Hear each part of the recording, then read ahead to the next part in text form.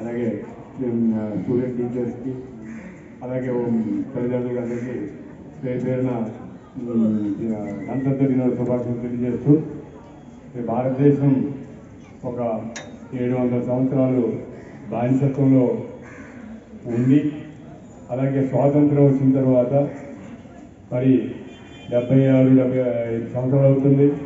ఇంకా అనుకున్నంత సాధించలేకపోతున్న అభివృద్ధి. అయితే మీరేం చేస్తారంటే పిల్లలుగా, ఇప్పుడు మీరు చాలా పెద్ద పిల్లలు ఇక్కడ ఇసుకతో ఆడుకుంటున్నారు.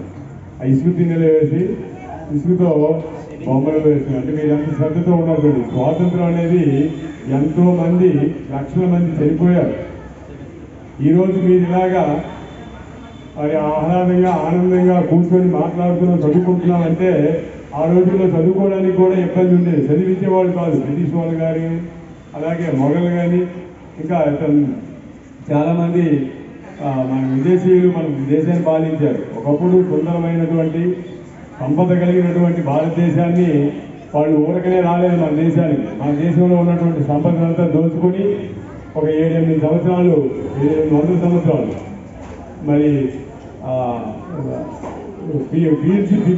విడిచిపెట్టినటువంటి స్వాతంత్రాన్ని మన భారతదేశాన్ని స్వాతంత్రం వచ్చిన తర్వాత మనం మరి ఎలా అభివృద్ధి చెందామంటే, మరి మీరు పిల్లలుగా మీరు ఏం చేయాలి, ఈ విషయాలు తెలుసుకోలేదు. మనం ఎన్నో కష్టాలు, ఎంతోమంది ప్రాణత్యాగం చేసినటువంటి ఈ యొక్క స్వాతంత్ర ఫలాన్ని మీరు అనుభవిస్తున్నారు.